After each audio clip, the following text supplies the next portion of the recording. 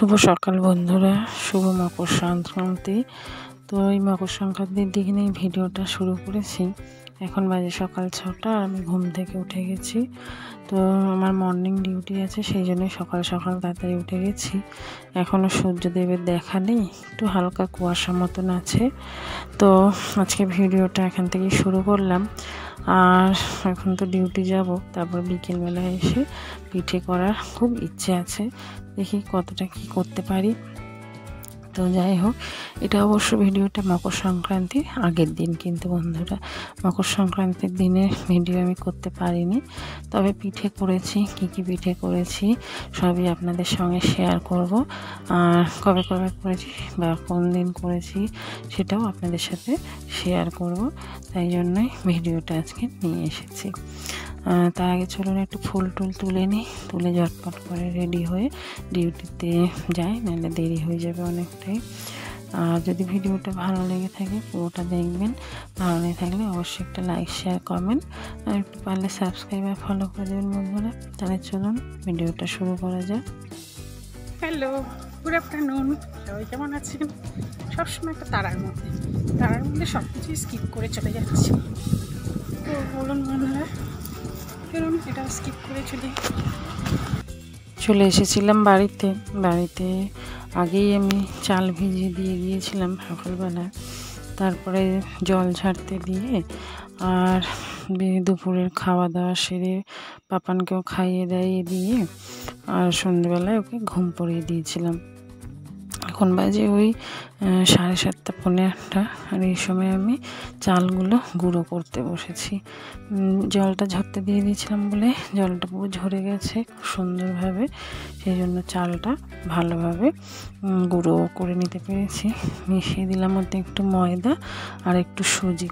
তো আজকের একটাই পিঠে বানাবো, একসঙ্গে আজকের 3টে পিঠে বানাতে পারবো না, কারণ বুঝতেই পারছেন রাত অনেকটাই হয়ে গেছে। তো আজকে একটা পিঠে বানাবো, আর পরের দিন আরও 2টো বানানোর চেষ্টা করব। তো এটা বানাচ্ছি, যে ডোটা বানিয়ে নিলাম, এটা হচ্ছে মেনলি পাটিসাপটা পিঠের জন্য। তো পাটিসাপটা পিঠের জন্য আমার সুজি আর কী বলবো ময়দা দিয়ে চালের গুঁড়ো দিয়ে গুলে নেওয়া হয়ে গেছে, চিনিও দিয়ে দিয়েছি অল্প পরিমাণ মতো, একটু নুন দিয়ে সাইড করে রেখে দিয়েছি।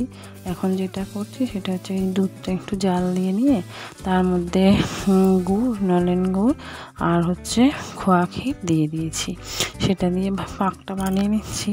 এটা একদমই নারকেল দিয়ে নিই, নারকেল আছে কিন্তু আমি নারকেল দিয়ে করব না, শুধু খোয়া ক্ষীর দিয়ে আর এই গুড় আর দুধ দিয়ে পুরটাকে ভালো করে বানিয়ে নিলাম। আর এবারে হচ্ছে গিয়ে পাটিসাপটাটা ভেজে নেব। অনেকক্ষণই হয়েছে, মানে এটা বানিয়েছে রেখে দিয়েছিলাম কিছুক্ষণ, তো যাতে সুজিটা মানে কী বলবো ভিজে একটু ফুলে ওঠে, তাহলে জিনিসটা ভালো হবে।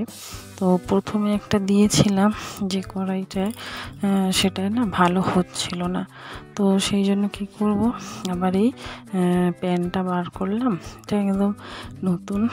আর এই যে দেখুন কি সুন্দর ফিরছে এতে পাটিসাপটাগুলো। তো এরকম করে বেশ কয়েকটা বানিয়ে নিয়েছি, দেখুন কত সুন্দর ফিরেছে। কিন্তু একটা ননস্টিক কড়াইতে করছিলাম প্রথমে দিকে, সেটাই ভালো হচ্ছিল না বলে সেটাই আর করলাম না। যাই হোক, এইভাবে অনেকগুলো পাটিসাপটাই প্রায় হয়ে গেছে আমার, সবকটাই বলতে আর হয়ে গেছে, সবাইকেই খেতে দিয়ে দিয়েছি। এখন নিজেও বানিয়ে নিচ্ছি একটু নিজে খাওয়ার জন্য। তো চলুন বাকি যেটুখানি আছে সব কটা বানিয়ে নিই ঝটপট, আর তারপরে হচ্ছে আসি পরের যে পিঠেটা করেছি সেইটা আর কি ভিডিও নিয়ে। তো এই যে দেখুন পরের মানে পিঠেটা করার জন্য চালের গুঁড়োটাকে ভালো করে গুলে নিয়েছি। আর এটা কি পিঠে করতে চলেছি কেউ কি বুঝতে পারছেন বন্ধুরা? কমেন্ট। প্রথমে একটুখানি গোলাটা মানে কি বলবো একটু পাতলা হয়েছিল, পরে আবার একটু চালের গুঁড়ো নিয়ে এসে মিশিয়ে দিয়েছি। তো তারপরে এই যে দেখুন পিঠে করতে বসে পড়েছিলাম। কাঠের জালে পিঠেটা করছি। আমি ঘরে গ্যাসে করছি না, কারণ প্রথমত গ্যাসও যেমন অনেক পড়ে, আর গ্যাসের চারদিকে ভালোভাবে যদি তাপ না দেয় না, তাহলে পিঠেগুলো ভালো উঠবে না। তো সেই জন্য এখানটায় কাঠের জালে আমি করছি। আর যেহেতু আমাদের নিয়ম আছে সংক্রান্তিতে একটু এই সাজ আর কি পোড়াতে হয়, তো সেই জন্য আমি সাজের পিঠেটাই বানাচ্ছি সংক্রান্তিতে। যদিও আমি সংক্রান্তির দিনই বানাইনি, এটা সংক্রান্তির ঠিক আগের দিন রাত্রিবেলায় বানিয়েছি। এখন বাজে ওই 8টা, 8:30। আর এই সময় আমি বানাচ্ছি কেন কি, যে মানে যেদিনকার সংক্রান্তি সেদিন আমার ডিউটি ছিল, তো সেদিন আমি বানাতে পারবো না বলে আগের দিনকারে একটু খোলাটা জাল দিয়ে নিয়েছি। আর যেহেতু পূর্ণিমাও লেগে গেছে, সেই জন্য আগের দিন খোলাটা জাল পুড়িয়ে নিয়েছি, একটু পিঠেটা বানিয়ে নিয়েছি। তো যাই হোক, ওদিকে পিঠে তো আমার সমস্ত বানানো হয়ে গেছে। এখন এই যে দুধটাকে একটু জাল দিতে বসিয়ে দিয়েছি, কারণ দুধের মধ্যে পিঠেগুলোকে ভেজাবো বলে। আর সাজের পিঠে আপনি নলেন গুড় দিয়ে, ঝোলা যে নলেন গুড়, সেই দিয়ে খেতেও যেমন টেস্টি লাগে, তেমনি এই দুধের মধ্যে ভিজিয়ে পায়েস মতন করে খেতেও কিন্তু দারুণ লাগে। আর এটা খেতে আমার বাড়ির সকলেই ভীষণ ভীষণ পছন্দ করে। তো যাই হোক, ভেজিয়ে নেবো এখন।